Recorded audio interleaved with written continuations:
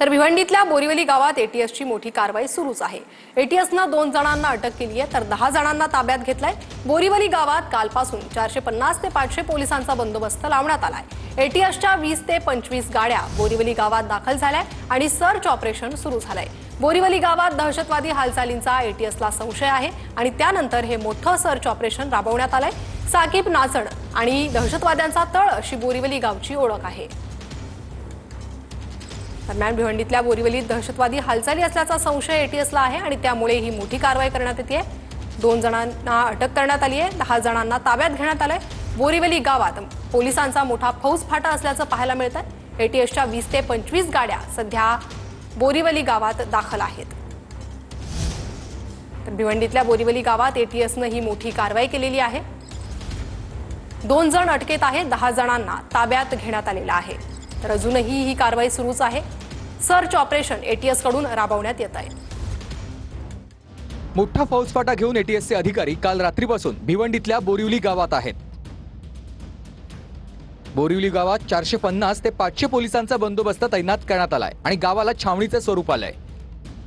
20 ते 25 गाड्यांचा ताफा घेऊन एटीएसच्या अधिकाऱ्यांकडून बोरिवली गावात सर्च ऑपरेशन सुरू आहे। एटीएसच्या अधिकाऱ्यांनी 8 ते 10 जणांना चौकशीनंतर ताब्यात घेतलंय अशी माहिती सूत्रांकडून कळते। बोरिवली गावात दहशतवादी हालचाली सुरू असल्याचा एटीएसला संशय आहे आणि त्यानंतर त्यांनी हे सर्च ऑपरेशन सुरू केलं। याआधीही बोरिवली गावात दहशतवाद्यांचा तळ होता। साकीब नाचनमुळे बोरिवली गाव याआधीही बऱ्याचदा चर्चेत आलंय। पडघा बोरिवली गाव नेमकं कुठे आहे? मुंबई नाशिक महामार्गालगत पडघा बोरिवली हे गाव वसवलंय। ठाणे शहरापासून वाहनानं गेल्यास 1 ते 1.5 तासात या गावात पोहोचता येतं। पडघा बोरिवली गावात सुमारे 8000 इतकी लोकवस्ती आहे। 80 ते 85% लोकसंख्या मुस्लिम धर्मीयांची आहे आणि त्यात कोकणी मुसलमानांची संख्या मोठी आहे। या भागात लाकडांच्या वखारी आहेत आणि त्यामुळे येथील रहिवासी आर्थिकदृष्ट्या समृद्ध आहेत।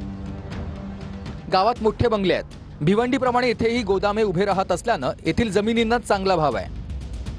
खैराच्या लाकडाची तस्करी देखील या भागातून अनेकदा होत असते असे पुरावे यापूर्वी देखील सापडलेत। गावातील काही जणांचा पशुधन विक्रीचा व्यवसाय असल्याची माहिती कळतेय। तर पडघा बोरिवलीमधील साकीब नाचण कोण आहे? साकीब नाचण हा पडघ्यातल्या बोरिवली गावातला नागरिक आहे। बंदी घातलेल्या सिमी संघटनेचं काम साकीब याच भागातून करत होता। साकीब नाचणला आतापर्यंत 3 वेळा दहशतवादी कारवायांमुळे अटक झाली आहे। 1990 मध्ये बॉम्बस्फोट, दहशतवादी कारवाया वाढल्या होत्या तेव्हा खलिस्तानी अतिरेक्यांबरोबर नाचणला अटक झाली। तेव्हा गुजरातमधील टाडा न्यायालयानं साकीबला जन्मठेपेची शिक्षा ठोठावली होती, परंतु 5 वर्षात तुरुंगात राहिल्यावर नाचणची सुटका झाली। त्यानंतर नाचणला 2002-3 मध्ये झालेल्या साखळी बॉम्बस्फोट प्रकरणी अटक झाली। अटकेनंतर साकीब नाचणला ठाणे कारागृहात ठेवण्यात आलं होतं। वर्तणूक चांगली असल्याचं सांगत कारागृह प्रशासनानं त्याची 5 महिने आधीच सुटका केली। ठाणे कारागृहामधून बाहेर पडताच त्याला भेटण्यासाठी मोठी गर्दी झालेली। 2023 मध्ये नाचणला पुन्हा अटक झाली आणि सध्या तो कोठडीतच आहे। साकीब नाचणनं पडघ्याला स्वतंत्र क्षेत्र म्हणून घोषित केलेलं होतं असा पोलिसांना संशय आहे। साकीबला अल शाम म्हणजेच एक प्रकारचा इस्लामिक सिरिया पडघ्यात निर्माण करायचा होता।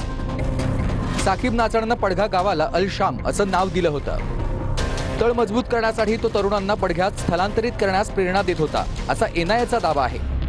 आणि या सर्व प्रकरणावरून साकीबच्या मुसक्या एटीएसनं 2023 मध्ये आवळल्या। ऑगस्ट 2023 मध्ये साकीबच्या मुलालाही अटक झाली होती।